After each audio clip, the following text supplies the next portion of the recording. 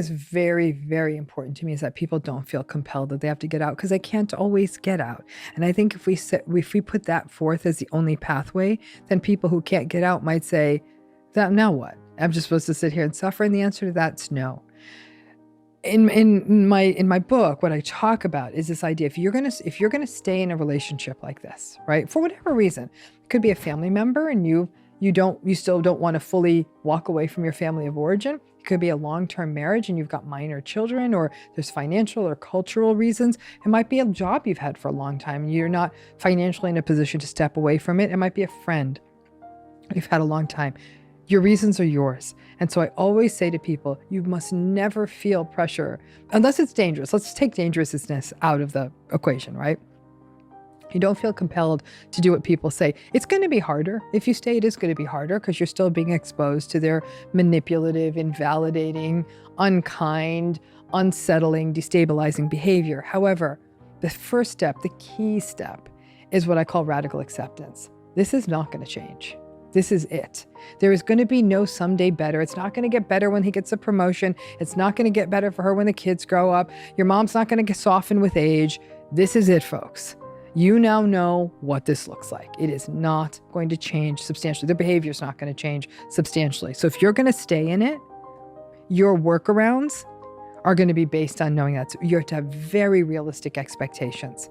Now, what happens though is when people initially have this level of radical acceptance, they have a tremendous amount of grief because a lot of hope was keeping them going. I thought it was going to get better someday. I thought maybe that someday would come. The staying means that someday is not going to come. And so that means that once you radically accept, you're not as surprised by their behavior, because a lot of people get exhausted from the number of times over years or decades. They're like, I can't believe they did that. I can't believe they did. I'm like, can we just stop that part and say, of course you believe they did it. In fact, we could have set a clock by the idea that they would have done it, by the fact they would have done it. That's a big piece of this. But the grief of letting go of what you wanted these things to be, that's its own process, and grief takes time. But, as you come around through that, as you come around the bend on that, and you really do radically accept, you need some tools. And probably the biggest tool of all is social connection with people who are healthy, empathic, attuned, responsive, compassionate, and respectful. Whether that means you might have friends who already are this for you. It might be enhanced by getting into therapy. You might join a support group.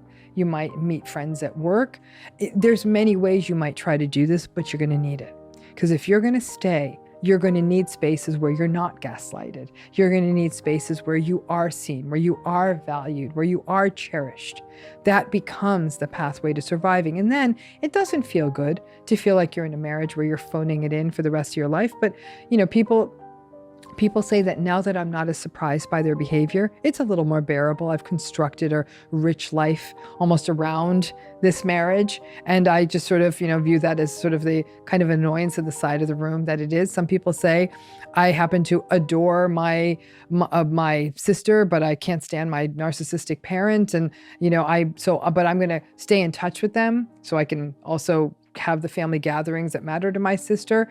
But I no longer have conversations with my mother. Or one person I know said she would regularly visit a narcissistic father because nobody else would give him the time of day, and he needed a little bit of assistance. She said, I'd set a timer, 90 minutes max. Once the 90 minutes rang out, I'd say, well, I got to jump. He'd always yell at her. She said, but better to yell at 90 minutes than at 3 hours. Either way, he was going to yell. So people get into this space of accepting what this is and its limitations. Some people over time may still decide to leave, but not at that moment.